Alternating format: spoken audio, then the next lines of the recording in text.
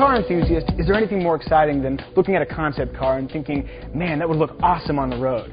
And is there anything more disappointing than looking at the final production version and it's a watered-down, thin shadow of what the concept car could have been? All too often that's the case, but not always.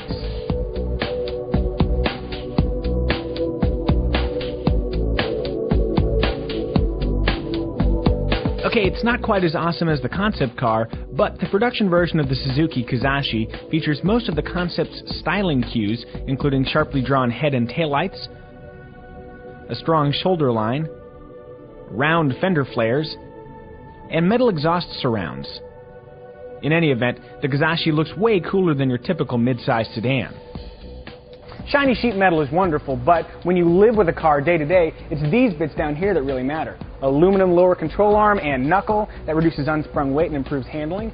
There's this split exhaust piping, and you have dual exhausts here, which balances the needs of performance and noise suppression, so they've got the right amounts of both. And then I guess the big thing under the Kizashi here, this rear differential. That means all-wheel drive is an option. Every manufacturer says they're trying to appeal to people with young, active lifestyles, but all-wheel drive means if you do have a young, active lifestyle, you can actually take your Kizashi to the mountains, or the beach, or wherever you people take your cars. Power will come from a 2.4-liter four-cylinder, making somewhere around 175 horsepower, and paired with either a 6-speed manual or continuously variable transmission. So far, there's no mention of alternate power plants, but we think a V6-powered Kizashi with all-wheel drive would rock. One of Suzuki's stated goals with the Kizashi is to offer buyers a premium experience, but at a accessible price. And actually, we know the numbers, but we can't say, but they're really pretty competitive. When you get in here, it sounds like a bunch of marketing hype. Oh, it's premium, but it's not a premium cost. Until you point your finger over here, or here, or here. This is all soft.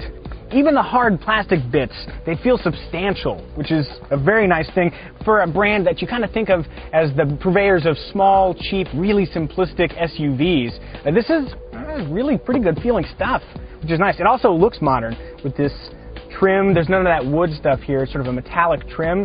And actually, the seats, too, they say that they're standard sport seats, no matter which Kizashi you buy, even the base one all the way up, they fit pretty well. So if you're that dude in Mexico who had to be cut out of his house and go to his date on the flatbed, you won't be able to sit in these, but almost everybody else will, and it'll offer really good support.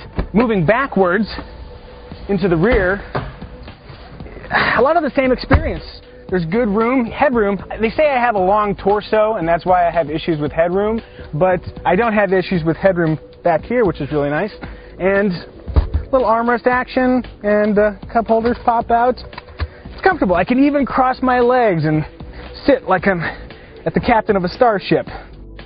With a modest entry price and high-end standard features like 8 airbags, including rear side airbags, stability control, and keyless push-button start, the Suzuki Kizashi is shaping up to be an excellent value.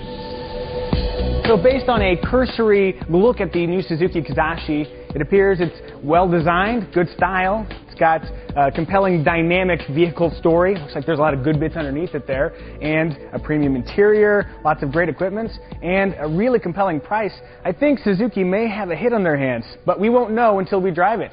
Looking forward to that.